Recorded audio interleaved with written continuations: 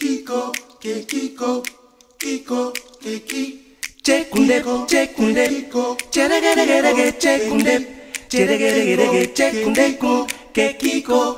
Babacar Ndiaye, bonjour. Bonjour. Vous êtes sur ADEM TV, donc l'association des étudiants diplômés maliens de France et de la diaspora, et même du Mali. Et est-ce que vous pouvez, en un mot, vous présenter, nous décrire votre parcours académique? Alors, moi je m'appelle Babacar Ndiaye, j'ai 23 ans, je suis étudiant en droit. Alors moi j'ai eu mon bac en 2009, j'ai fait un bac littéraire, L', spécialité langue.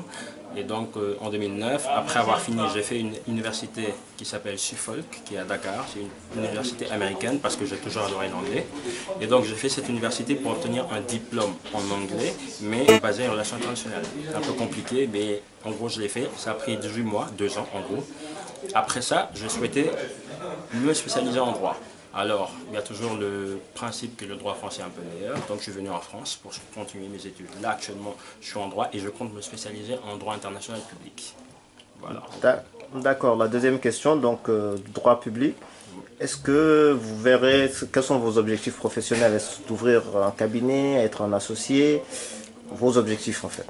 Mes objectifs sont plutôt détaillés, pas du tout spécifique. Ce que je veux, c'est plutôt évoluer dans le droit international. Après, peu importe. Je peux être juriste, conseiller international, dans la diplomatie, dans les affaires internationales, mais tout sauf avocat en tout cas.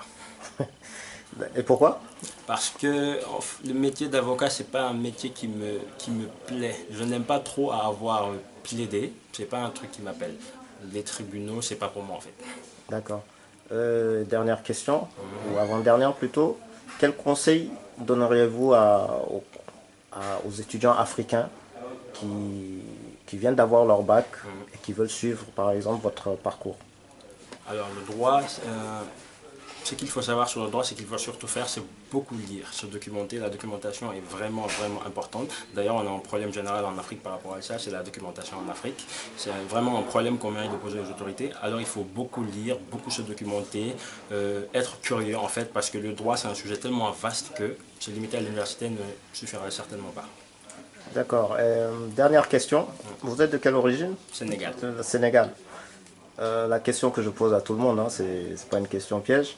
Alors, au retour au Sénégal ou ailleurs, est-ce que vous, votre voix est utile pour le Sénégal, pour plus tard?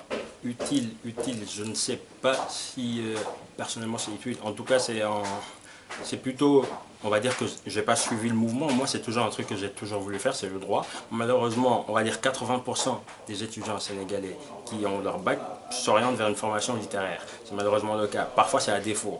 Mon cas, par contre, moi, ce n'était pas à défaut. J'ai toujours voulu faire du droit. Donc, je pense que s'orienter vers le droit professionnel, c'est une possibilité pour pourquoi pas un jour ouvrir un cabinet d'orientation internationale qui est très très rare.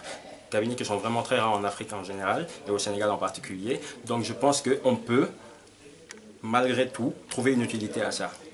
Malgré tout. Est-ce que vous pouvez dire quelques mots en Wolof pour les jeunes qui sont au Sénégal? Alors, un petit message. Il n'y a pas de souci. Ça m'a gaï. Jang maintenant, mais mon gars yom ci leneen lépp, donc je vous conseille vraiment de jang documenter ou de lire lu bari pour mener au moins ñu ànd développer Sénégal. Comment on dit jaajëf? Jaajëf. Ok, merci.